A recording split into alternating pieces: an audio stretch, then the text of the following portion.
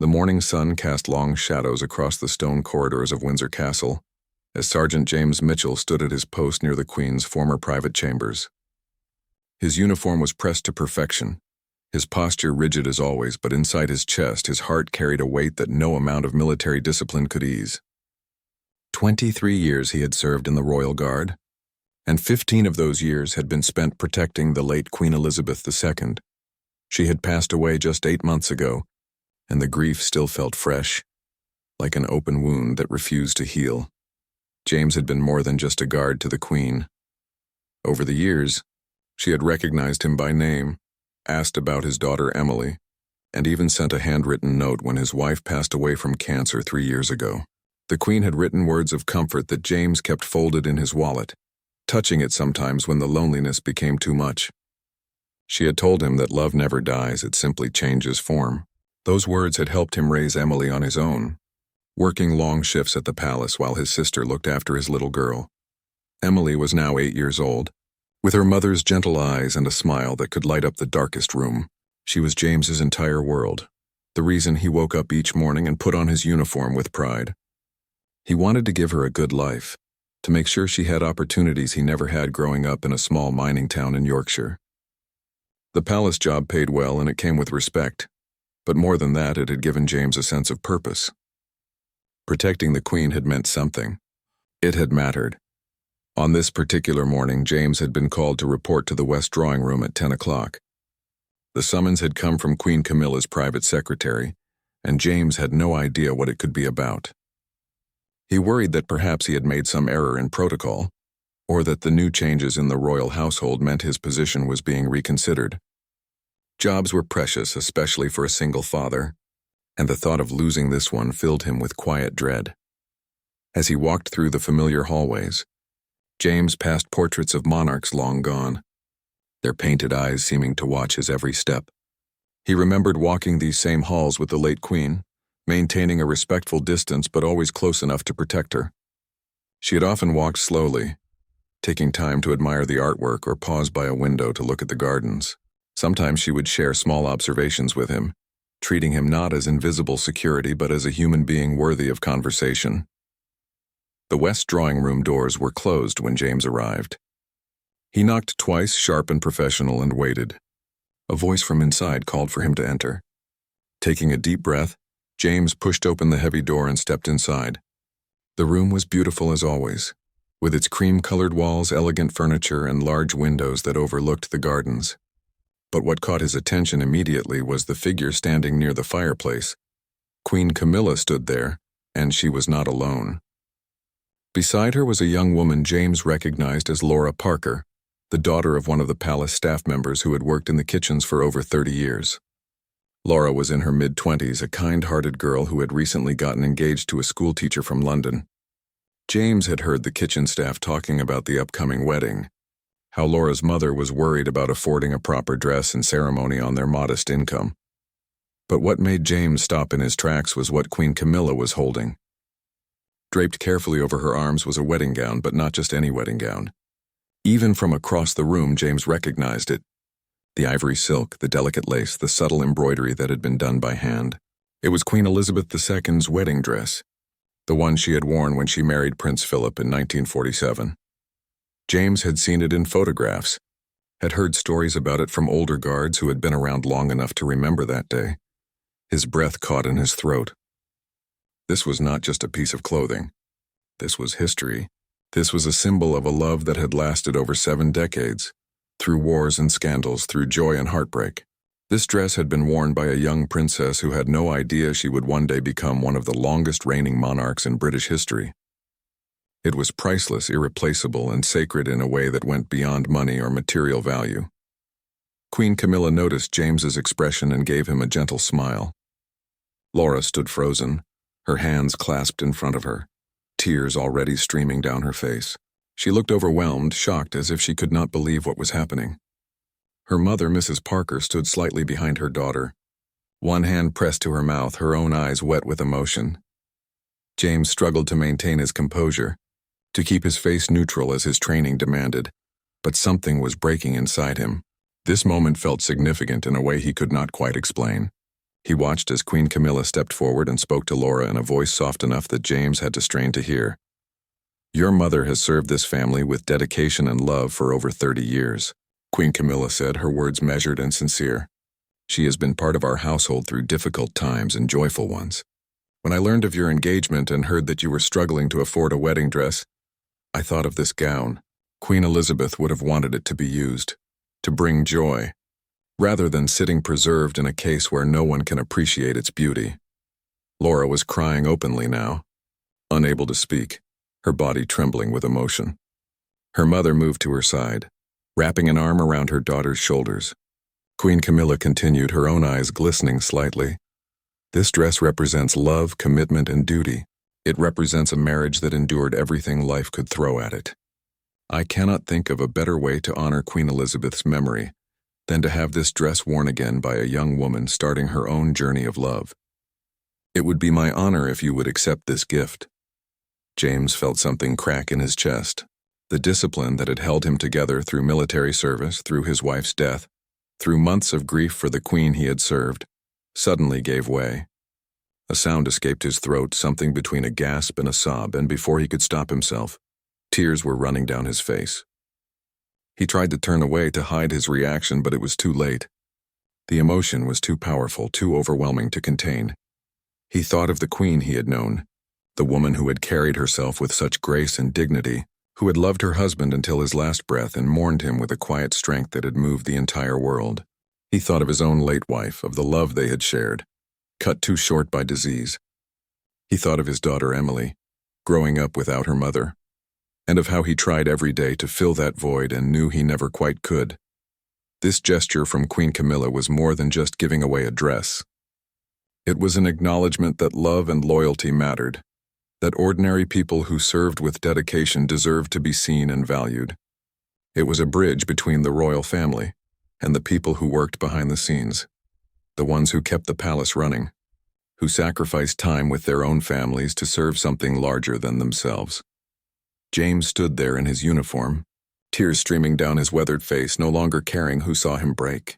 Sometimes, he realized, the most powerful moments were the ones that shattered your carefully maintained walls and reminded you that underneath the armor, you were still human, still capable of being moved by simple acts of extraordinary kindness. Queen Camilla noticed James's tears immediately. Her expression softened with understanding, and she gestured gently for him to come closer. James hesitated, wiping at his face with the back of his hand, embarrassed by his loss of composure. Guards were not supposed to cry. They were supposed to be stoic, professional, invisible. But Queen Camilla was looking at him not with judgment but with compassion, and somehow that made the tears flow even harder. "Sergeant Mitchell," she said quietly, and the fact that she knew his name surprised him. The late queen had known him, yes, but he had not expected the new queen to pay attention to individual guards. "You served Queen Elizabeth for many years, did you not?" James straightened his posture instinctively, trying to regain some semblance of military bearing even as tears continued to streak down his face. His voice came out rough and unsteady. "Yes, Your Majesty." 15 years. "It was the greatest honor of my life." Queen Camilla nodded, her own eyes showing emotion now. She carefully laid the wedding dress across a nearby chair and took a few steps toward James. Laura and her mother remained where they were, quietly witnessing this unexpected moment, their own tears still falling, but their attention now divided between the miraculous gift they had received and the guard who was falling apart before their eyes. "She spoke of you," Queen Camilla said, and James's head snapped up in shock. "Queen Elizabeth mentioned you several times, particularly after your wife passed away. She worried about you, about how you were managing with your daughter. She told me once that you were one of the finest men she had ever known, that your dedication to duty was matched only by your dedication as a father. She admired that greatly." James could not speak. His throat had closed completely and fresh tears blurred his vision.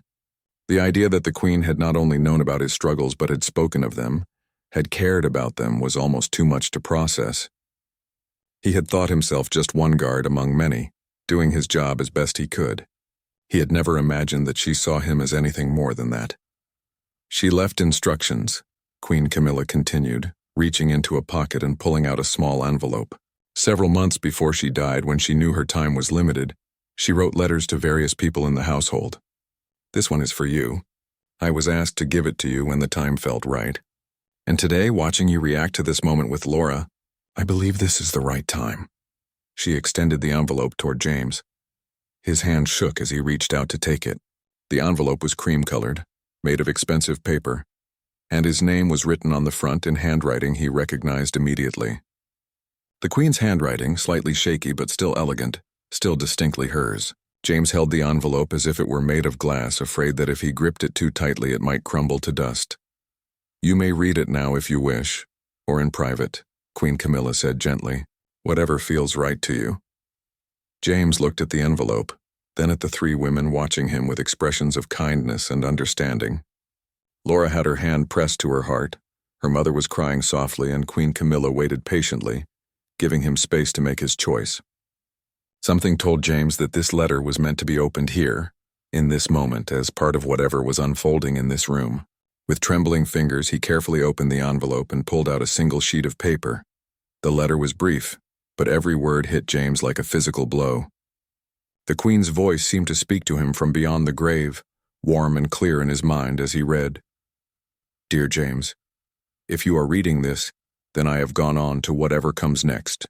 I hope you are managing as well as can be expected, and that young Emily is growing up strong and happy. You have been more than a guard to me. You have been a reminder of what true character looks like. I know the pain of losing a spouse, and I know the weight of duty when your heart is breaking. You have carried both with grace. I have watched you sacrifice time with your daughter to serve me, and I want you to know that sacrifice has been seen and valued. Inside this envelope you will also find a key. It opens a box in the Royal Collection storage room, box number 247.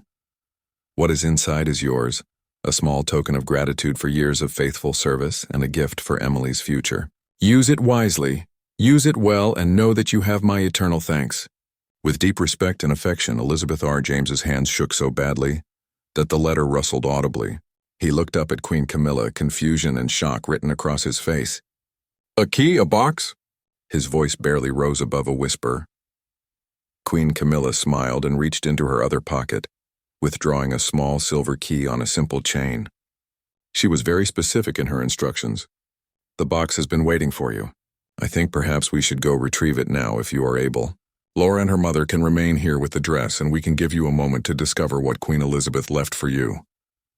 James felt as if he were moving through a dream. Nothing about this morning made sense anymore. He had woken up expecting another ordinary day of standing watch, of maintaining his post, of pushing through the grief and loneliness that had become his constant companions. Instead, he was being led through the palace by the Queen herself, holding a letter from beyond the grave and a key to a mystery he could not begin to guess. They walked in silence through several corridors, descending a set of stone stairs that James had never used before. Queen Camilla moved with purpose, clearly familiar with where they were going. Two other guards stood at attention as they passed, their eyes widening slightly at the unusual sight of the Queen walking with a tearful sergeant, but they said nothing, merely saluted and returned to their posts. The Royal Collection storage room was behind a heavy door that required 2 keys to open. Queen Camilla used her own key first, then gestured for James to use the one she had given him. The lock turned smoothly, and the door swung open to reveal a climate-controlled room filled with shelves and boxes, each one labeled and catalogued with meticulous care. Queen Camilla led him to a specific shelf and pointed to a medium-sized wooden box with brass corners and a small plaque that read 247 in elegant numbers. "This is yours," she said simply. "Take your time. I will wait outside." James stared at the box, afraid to touch it. What could the Queen possibly have left him? He was just a guard, just a man doing his job. But the letter had been real, the key had been real, and this moment was happening whether he could understand it or not. With careful hands, he lifted the box from the shelf and set it on a nearby table. The key fit perfectly into the lock on the front, and when he turned it, the lid opened with a soft click. Inside the box were several items, each one wrapped in tissue paper. James unwrapped the first package and found a framed photograph. It showed the Queen standing in a garden, smiling at the camera, and beside her stood James himself in uniform, looking surprised. He remembered this moment. It had been during a garden party 3 years ago, shortly after his wife had died. The Queen had insisted on taking a photograph with him. saying that he looked like he needed to remember that better days would come. He had thought the photograph was just a kind gesture in the moment, nothing more. He had never imagined she would have it framed and saved. The second package contained a leather-bound journal, and when James opened it, he found pages filled with the Queen's handwriting. It was a collection of thoughts, memories, and reflections about duty, service, and love.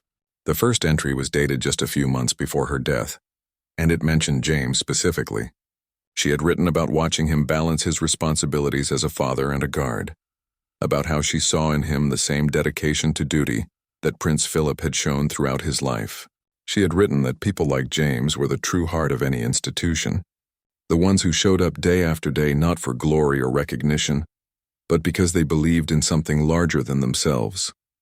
James had to stop reading after the first few entries. The tears were coming too fast and his vision was too blurred to make out the words. He moved to the third package, the largest one, and when he unwrapped it, he found a bank book. Opening it with shaking hands, James saw a number that made his knees go weak. £50,000 deposited in a trust fund in Emily's name, intended for her education. A note was paperclipped to the first page, again in the Queen's handwriting. For Emily's future. Every child deserves the chance to reach their full potential. Let this be my investment in the next generation, and my thanks to you for the sacrifices you have made. James sat down heavily in a nearby chair, the bank book clutched to his chest, and wept. He wept for the kindness he had not known existed, for the recognition he had never expected, for the Queen who had seen him not as a servant, but as a person worthy of care and consideration. He wept for his daughter, who would now have opportunities he had only dreamed of giving her. He wept for his late wife, wishing she could be here to see this moment, to know that their daughter's future was secure. When he finally composed himself enough to step outside, Queen Camilla was waiting patiently in the corridor. She looked at his tear-streaked face and the items he carried, and she smiled with genuine warmth. She loved her people, Queen Camilla said softly, all of them from prime ministers to guards. She believed that everyone who served with dedication deserved. They walked back through the palace corridors in a silence that felt sacred. James carried the box of treasures carefully, his mind still reeling from everything that had happened in the last hour. He kept expecting to wake up, to discover this was all some elaborate dream brought on by grief and exhaustion. But the weight of the box in his hands was real, the letter in his pocket was real, and the Queen walking beside him was real. This was actually happening. When they returned to the west drawing room, they found Laura standing in front of a full-length mirror that had been brought into the room. She wore the wedding dress now, and the sight of it took James's breath away all over again. The gown fit her remarkably well, though a few alterations would be needed. The ivory silk draped elegantly over her figure, and the delicate lace caught the sunlight streaming through the windows, creating patterns of light and shadow that seemed almost magical.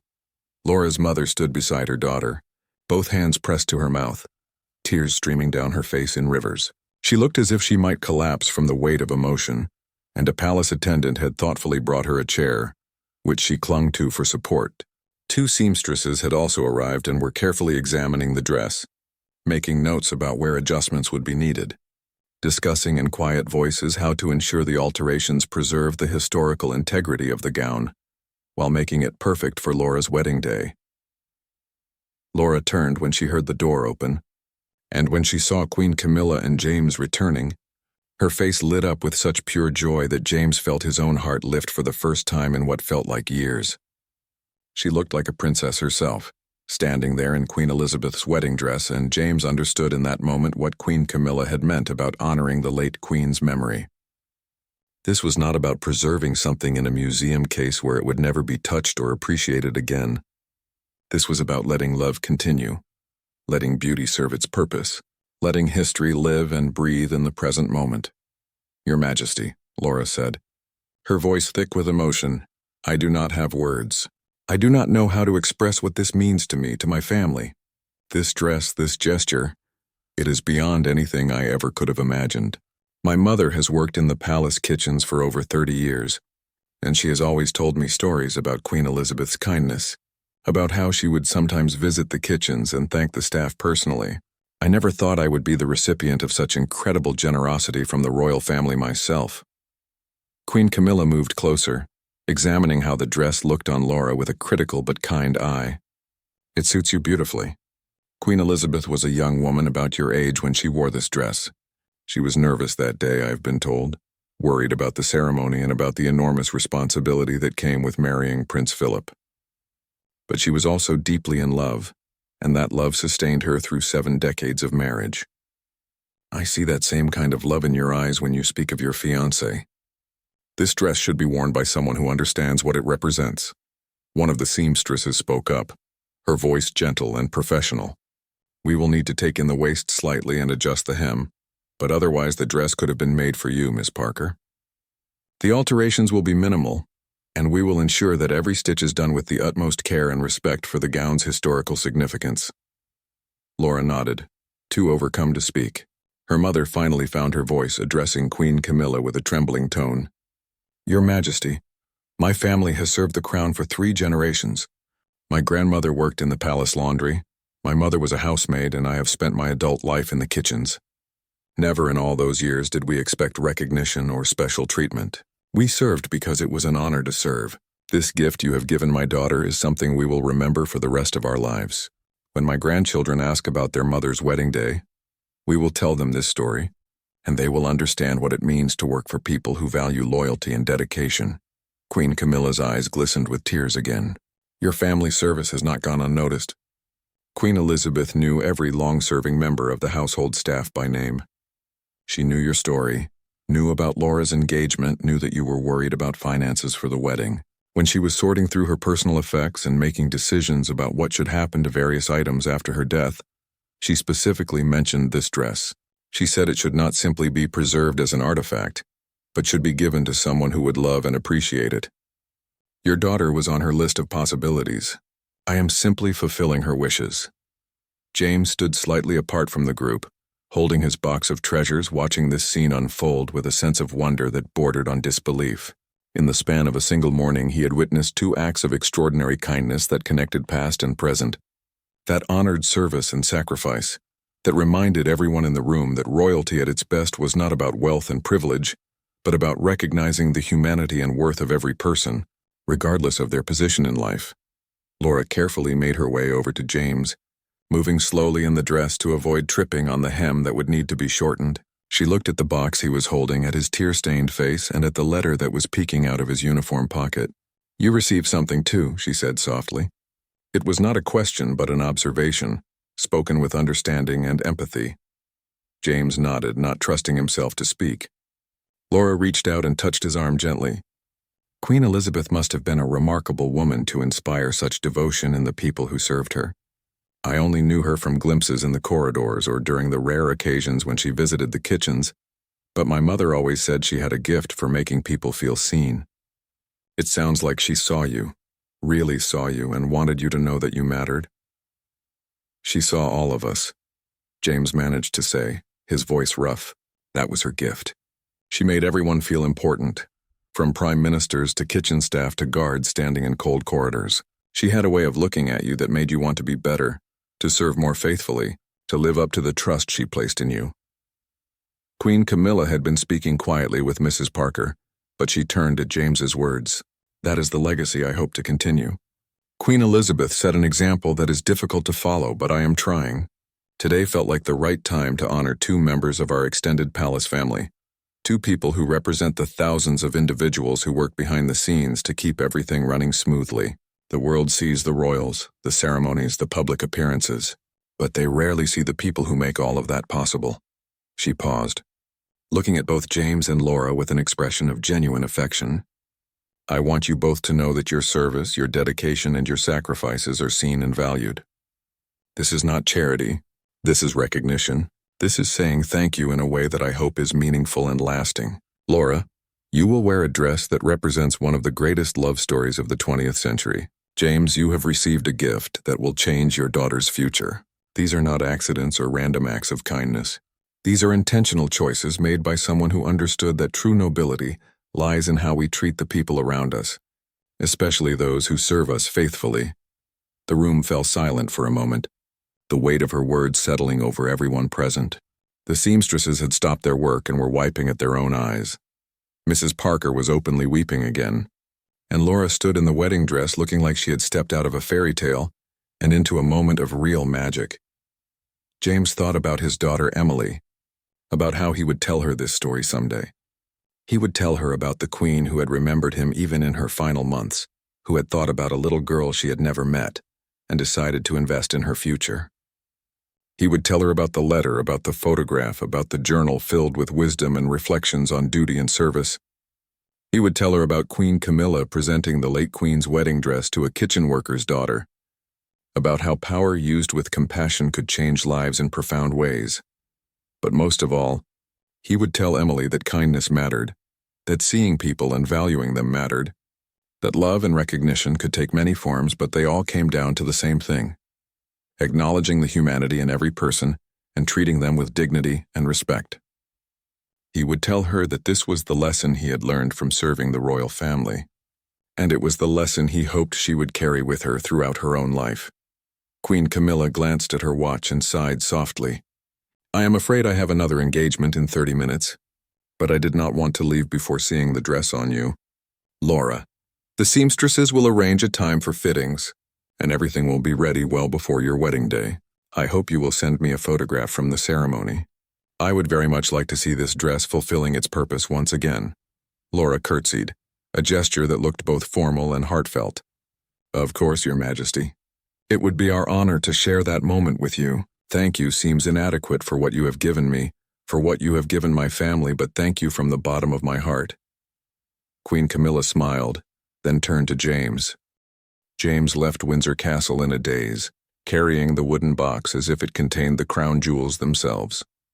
The afternoon sun was bright and warm, a stark contrast to the emotional storm that had swept through him in the west drawing room. Other guards nodded to him as he passed, noting his disheveled appearance and red eyes, but saying nothing. In the Royal Guard, you learned when to ask questions and when to simply let a man have his privacy. He drove home in his modest sedan, the box secured carefully on the passenger seat beside him.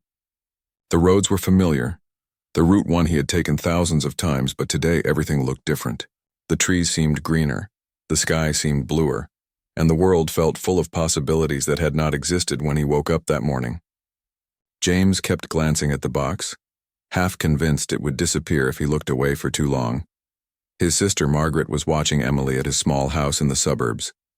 Margaret had been his rock since his wife died, taking care of Emily whenever his shifts ran long, never complaining, never asking for anything in return.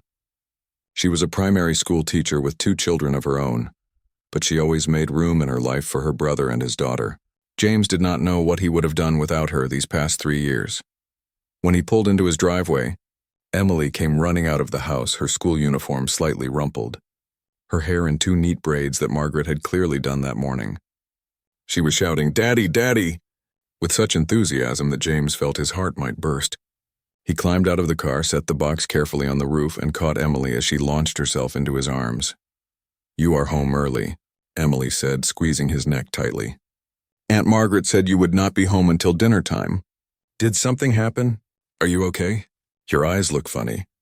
James held his daughter close, breathing in the scent of her shampoo, feeling the solid weight of her in his arms. She was his anchor, his reason for everything, and now he had news that would change her entire future. "Something did happen, sweetheart. Something wonderful. Let's go inside and I will tell you and Aunt Margaret all about it."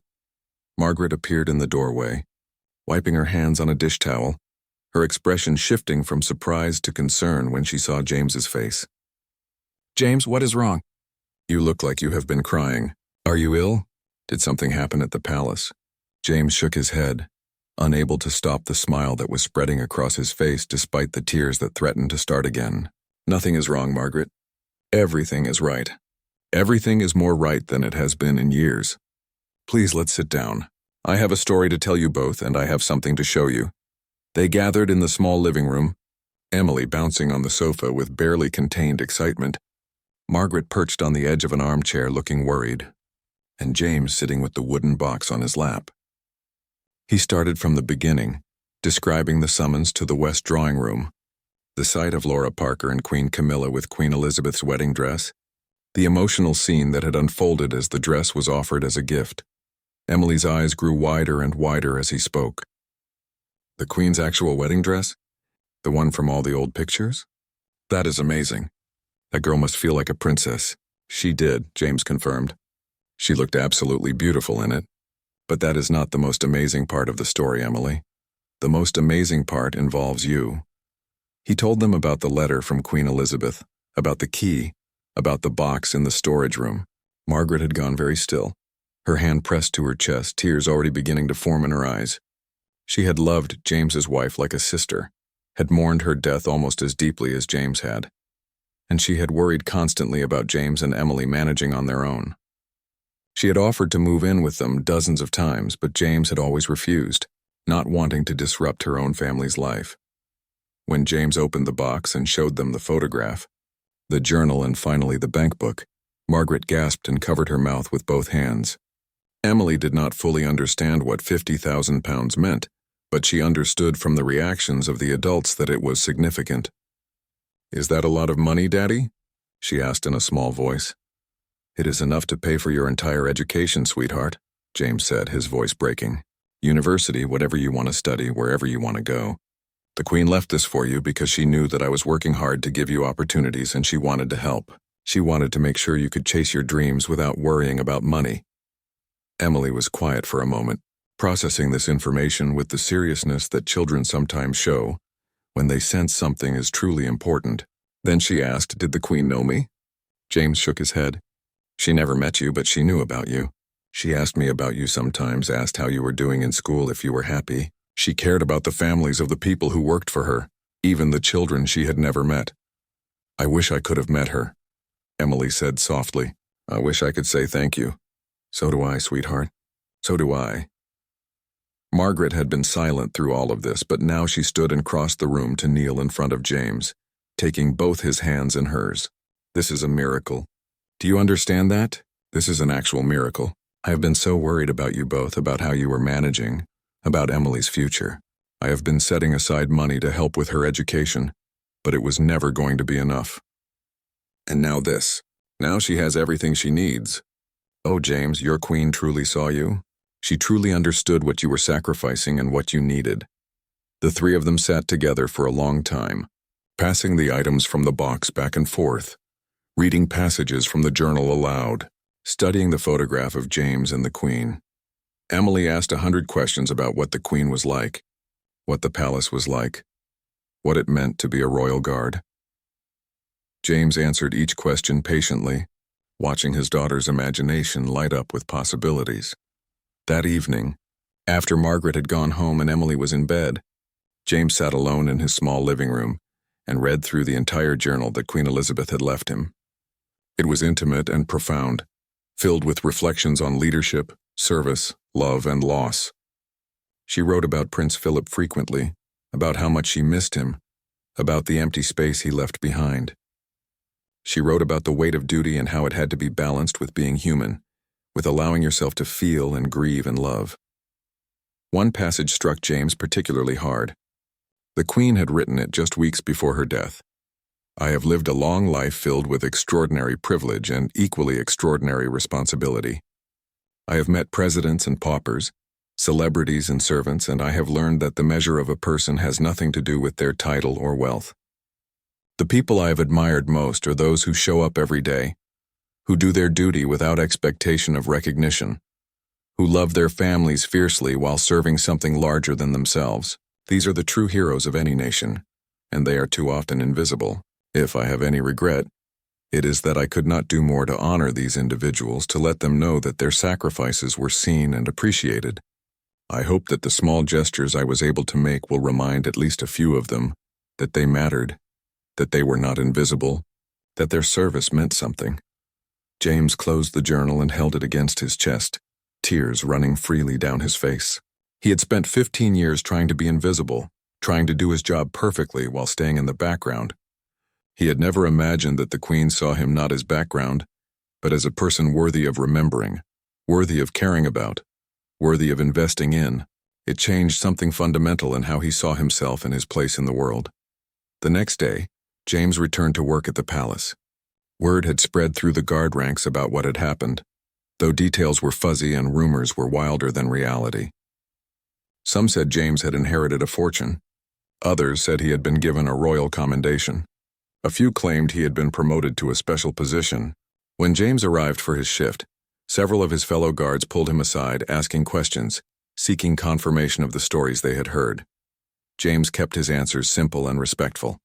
He confirmed that Queen Camilla had given Queen Elizabeth's wedding dress to a staff member's daughter, and that he had been present to witness it. He confirmed that the late queen had left him a personal letter and a gift for his daughter. He did not share details about the money or the contents of the journal. Some things were too precious, too personal to become fodder for palace gossip. His commanding officer called him into his office mid-morning. Captain Reynolds was a stern man in his 50s who had served in the military for 30 years before joining the Royal Guard. He was not given to sentimentality or emotional displays, which made his reaction to James all the more surprising. "Sit down, Mitchell," Reynolds said, gesturing to a chair. When James was seated, Reynolds leaned back in his own chair and studied him for a long moment. "I heard about yesterday. Heard about the letter from Queen Elizabeth and what she left you." James tensed, unsure where this conversation was going. "Yes, sir. I want you to know something," Reynolds continued.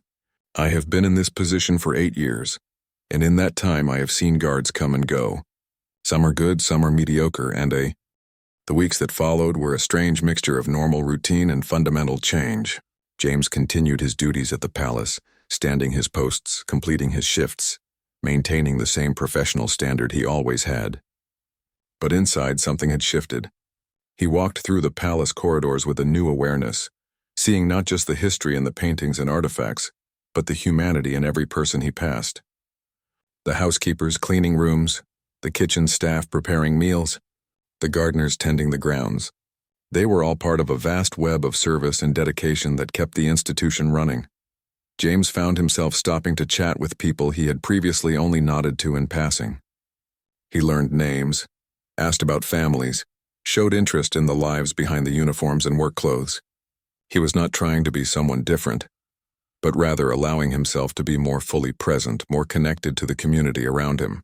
If Queen Elizabeth had taught him anything, it was that every person mattered and deserved to be seen. Laura Parker's wedding was scheduled for a Saturday in early June, 3 months after that extraordinary morning in the West drawing room. As the date approached, excitement buzzed through the palace staff. Everyone wanted to see photographs of the wedding dress, to witness this piece of living history being used as it was meant to be used. Queen Camilla had extended an invitation to several long-serving staff members to attend the ceremony at the small church in Laura's hometown, and James was among those invited. He accepted immediately, knowing Emily would be thrilled to see the dress and be part of such a special occasion. Margaret offered to come along to help wrangle Emily and to witness the historic moment herself. On the morning of the wedding, the three of them dressed in their finest clothes and drove to the church in Kent, where Laura and her fiancé Thomas would exchange vows. The church was a beautiful old stone building covered in climbing roses, with a cemetery dating back centuries and a bell tower that could be seen for miles. Inside, the pews were filled with Laura's family and friends, working-class people who had saved and planned to give the young couple a proper celebration. When Queen Camilla arrived, accompanied by 2 discreet security officers, a ripple of excited whispers went through the congregation, but she moved to her seat with minimal fuss, clearly not wanting to overshadow the bride's day. Then the organ began to play, and everyone stood and turned to watch Laura enter on her father's arm. The collective gasp that went through the church was audible. Laura looked absolutely radiant in Queen Elizabeth's wedding dress. The alterations had been completed perfectly, and the gown fit her as if it had been made specifically for her. The ivory silk caught the light streaming through the stained glass windows, and the delicate lace seemed to glow with its own inner radiance. James felt tears spring to his eyes again, though this time they were tears of pure joy rather than grief. Emily squeezed his hand tightly, standing on tiptoe to see better, her own face alight with wonder. Margaret was crying openly, dabbing at her eyes with a tissue while trying not to make any noise. Around them, other guests were similarly moved, some because they understood the history of the dress, others simply because Laura made such a beautiful bride. The ceremony was simple and heartfelt. Thomas, a gentle-faced young man with kind eyes, looked at Laura as if she were the only person in the world. When they exchanged vows, their voices were steady and clear, full of conviction and love.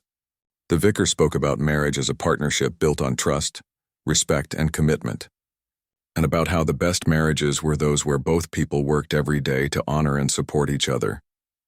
James thought about his own wedding day, about standing in a much smaller church with his late wife Sarah, promising to love her in sickness and health, for richer or poorer, until death parted them.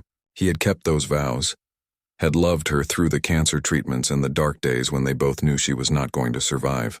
He had held her hand as she died, had whispered that he would take care of Emily, that he would make sure their daughter grew up knowing how much her mother had loved her. The memory still hurt, but today it hurt a little less. Standing in this church, watching Laura and Thomas begin their journey together, James felt a shift in his grief. It did not disappear, but it made room for something else. Hope. Hope that Emily would find this kind of love someday. Hope that his own future might hold more than just work and single parenthood. Hope that life, despite its pain and losses, still had beautiful moments worth celebrating. After the ceremony, there was a reception in the church hall, decorated simply but cheerfully with flowers from Laura's mother's garden and homemade bunting. Queen Camilla stayed for 30 minutes, long enough to speak with Laura and Thomas, to meet Laura's extended family, and to make everyone feel at ease. She had a gift for putting people at their ease, James noticed. She listened intently when people spoke to her, asked thoughtful questions, and seemed genuinely interested in their lives. Before she left, Queen Camilla sought out James. Emily had been playing with some other children in the corner of the hall, but when she saw the Queen approaching her father, she hurried over, suddenly shy. Queen Camilla smiled down at her warmly. "You must be Emily," she said. "Your father has told me wonderful things about you." Emily curtsied awkwardly, something Margaret had taught her that morning, and mumbled, "Thank you, Your Majesty." "I understand you are an excellent student," Queen Camilla continued. "What is your favorite subject in school?" Emily's shyness began to fade as she warmed to a topic she loved.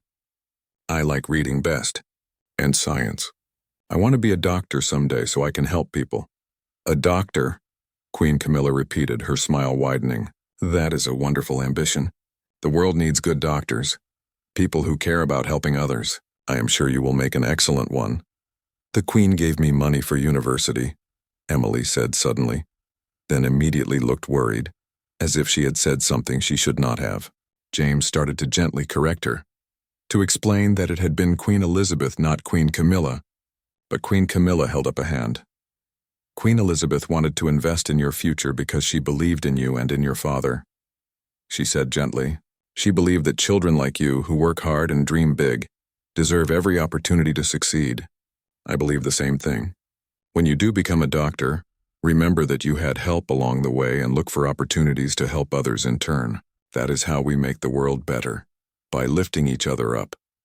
Emily nodded solemnly, taking this advice with the seriousness that children show when they know they are being told something important. "I will. I promise." Queen Camilla looked at James, and something passed between them, a moment of understanding and connection. "Your father is a good man, Emily. He has served with honor and dedication, and he has raised you to be kind and ambitious. You are both a credit to your family. Queen Elizabeth would be proud to know how her gift is being received and what it will make possible." After Queen Camilla left, the reception continued with speeches and toasts. Laura's father stood up and told the story of how the wedding dress came to be, how Queen Camilla had called them to the palace, how his wife had cried for 3 days straight from the overwhelming generosity. He spoke about what it meant to be seen and valued, to have decades of service recognized in such a meaningful way. He raised his glass to Queen Elizabeth's memory and to Queen Camilla's kindness, and everyone in the hall stood and joined the toast. Then Thomas's best man told funny stories about the groom, and Laura's maid of honor shared memories of their friendship since childhood. There was dancing and laughter, children running between tables, and the kind of joy that comes from a community celebrating together. It was not a grand royal wedding covered by international media, but it was real and full of love, and that made it more beautiful than any televised spectacle could ever be. James danced with Emily, swinging her around while she giggled and begged him to go faster. He danced with Margaret, thanking her again for everything she had done for him and Emily over the past 3 years. He even worked up the courage to ask Mrs. Parker for a dance, and she accepted with a warm smile, telling him that he had always been one of her favorite guards, that the kitchen staff appreciated how he always thanked them when they prepared meals for the security teams. As the afternoon wore into evening, James found himself standing outside the church hall with a cup of tea, watching the sun begin its descent toward the horizon. The day had been perfect, a celebration of love and kindness and the connections that bind communities together. He thought about how different his life felt now compared to just a few months ago. The grief was still there, would probably always be there, but it no longer defined him. He had found a way to carry it while still being open to joy, to connection, to the possibility of a future that held more than just getting through each day. Laura came outside, still wearing the wedding dress, to thank him for coming. "Your presence meant a lot to me," she said. "You were there at the beginning of this story, when Queen Camilla first showed me the dress. It feels right that you are here to see how the story continues." James smiled at her. "Thank you for letting me be part of it. Seeing you today, seeing you so happy and surrounded by love, it reminds." 6 months after Laura's wedding, James found himself standing in Windsor Castle once again. But this time the circumstances were entirely different. It was the annual Christmas reception for palace staff, a tradition that dated back decades. Under Queen Elizabeth, it had been a formal but warm affair, where she would personally greet long-serving staff members and thank them for their dedication. Queen Camilla had chosen to continue the tradition, adding her own touches while honoring the spirit of what had come before. Emily was with him, dressed in a dark green velvet dress that Margaret had made for the occasion. At 8 years old, she was finally old enough to attend the staff Christmas party, and she had talked about nothing else for weeks. She held her father's hand tightly as they entered the grand hall, her eyes wide with wonder at the enormous Christmas tree decorated with thousands of lights, the garlands draped along the walls, and the tables laden with food prepared by the palace kitchens. James saw Laura and Thomas across the room, both looking happy and settled into their new married life. Laura had returned to work at the palace part-time, and Thomas had started bringing his school class to visit the palace gardens as part of their history lessons. They waved when they spotted James and Emily, and Laura made her way over, weaving through the crowd of staff members and their families. "Emily, you look beautiful," Laura said, crouching down to be at eye level with the girl. "That dress is perfect for a Christmas party. Are you excited to see the palace all decorated for the holidays?" Emily nodded enthusiastically. "Daddy showed me pictures, but it is so much more beautiful in person. Everything sparkles. It is like being inside a snow globe." Laura laughed and stood, addressing James. "How have you been? I feel like I have not seen you in weeks. Are you working the night shifts again?" "Rotating through different assignments," James confirmed. "But it has been good. Better than good, actually. I have been taking Captain Reynolds' advice and using more of my leave. Emily and I went to the seaside last month, just the two of us. First proper holiday we have had since Sarah died." Laura's expression softened with understanding. She had heard the story of James's loss, had seen firsthand how the late Queen's gift had changed his family's trajectory. "That is wonderful. I am so glad you're taking time for yourself and for Emily. You both deserve it." They chatted for a few more minutes before Laura was called away by her mother, who wanted to introduce her new son-in-law to some of the older kitchen staff. James and Emily made their way to the refreshment table, where Emily carefully selected a small plate of cookies and a cup of apple cider. They found seats near one of the windows overlooking the gardens, which were blanketed in a light dusting of snow that had fallen the night before. "Daddy," Emily said between bites of cookie, "do you think the Queen will remember me? From the wedding?" James smiled at his daughter. "I imagine she will. Queen Camilla has a good memory for people, and you made quite an impression when you told her you wanted to be a doctor." "I have been reading about Queen Elizabeth," Emily continued. "Aunt Margaret took me to the library and we got books about her. She did so many amazing things in her life. She met famous people and traveled all over the world and ruled for longer than anyone else. But the book said that what she was most proud of was her family, and how she treated the people who worked for her." James felt a familiar tightness in his chest, the emotional response that came whenever he thought about the late Queen and her unexpected kindness. "That sounds right. She believed that how you treat people says more about you than any title or achievement ever could." "Is that why she helped us?" Emily asked, her young face serious and thoughtful. Because she believed in treating people with kindness? Yes, James said simply. That is exactly why. Emily was quiet for a moment, thinking this over. Then she said, when I am a doctor, I want to be like that. I want to remember that every patient is a person with a family and a story, not just a problem to solve. I want to see them the way Queen Elizabeth saw you. James had to look away for a moment, blinking back tears.